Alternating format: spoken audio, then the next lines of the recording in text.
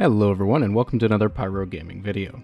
With the Sandbox changes in the March update, shotguns got a pretty nice buff. Let's go ahead and take a look at them. The changes to shotguns are as follows. Increased PvE damage for all shotguns by 35%. Increased inventory allowing more reserve ammo to be stored. And increased aim assist specifically for precision Suros shotguns. Now, prior to the March update and the changes to the Sandbox, shotguns fell into that category of, they're not bad, there's just better things to use. That seems to be the case with most of the weapons in Destiny. So now we must ask ourselves, are shotguns in the current Sandbox worthy of taking up your power slot? Well, that's what we're going to try to find out throughout the course of this video. I have selected 3 of the most popular shotguns in the game, and in my opinion, 3 of the best shotguns in the game. We're going to see how they perform now in the new Sandbox. Let's go ahead and jump right in. And we will start things off with the Hawthorne's Field Forge shotgun, arguably the most popular shotgun in the game. This shotgun features assault mag and tactical mag options along with rifled barrel and smooth bore to go along with a lightweight frame, and in addition to that, it also has full auto. This is one of my favorite shotguns. Let's look at it in action. So using our friend the Walker tank as yet another test subject, we can see that we can now carry 18 total rounds for the Hawthorne's Field Forge shotgun. With a 7-round magazine, that is 2 full clips plus a reload.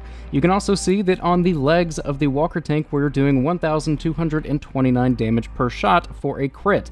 This is compared to linear fusion rifles doing 1,500 per shot and snipers doing around 1,400 per shot. Our next test weapon will be the Unification 7 from New Monarchy.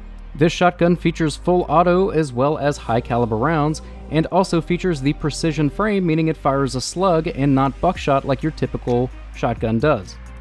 And it's worth pointing out that because this is a Suros precision shotgun, it will take full advantage of the increased aim assist that we mentioned before with the Sandbox changes.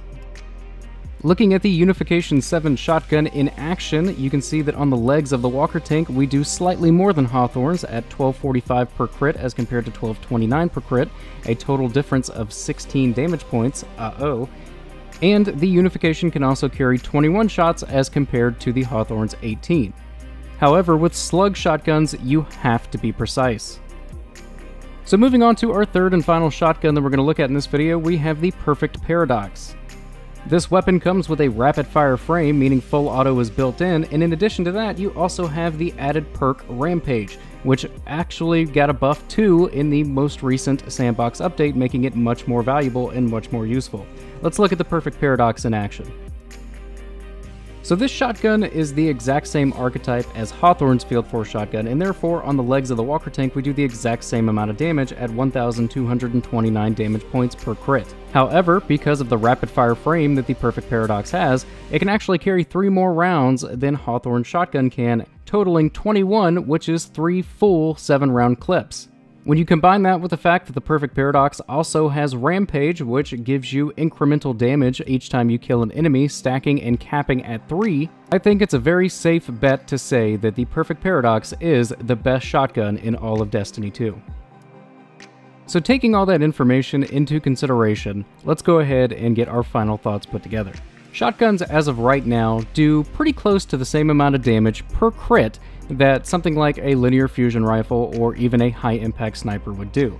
Shotguns are going to fall into that category though of high risk, high reward.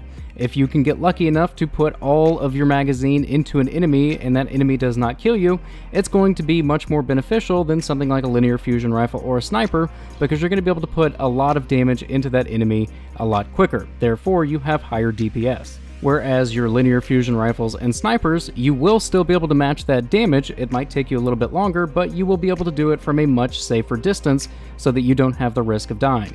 So to kind of put a bow on everything, shotguns in the current Sandbox are good. They are good for killing a lot of enemies, they are good for clearing out adds, they're good for boss damage, assuming that boss does not have a ground slam mechanic built in, which there's only very few in the game that actually don't. But, I mean, you could go up to something like, say, the Cabal boss that spawns during the public event, and probably be okay. You know, you waste your clip, that boss is going to slam, but he's not going to kill you with one slam, you're going to be okay. But when you start taking shotguns into more challenging activities like the Nightfalls and the raids, then that's where the high risk, high reward factor comes into play. So for the more challenging activities, I would say go ahead and play it safe and stick with a high impact sniper, a linear fusion rifle, or the good old rocket launcher with cluster bombs. And leave the shotguns to everything else. Normal strikes, public events, anything in patrol, lost sectors, adventures, heroic adventures on Mercury, all of that is going to be where shotguns are really going to perform well, and you're not going to be putting yourself at too much risk.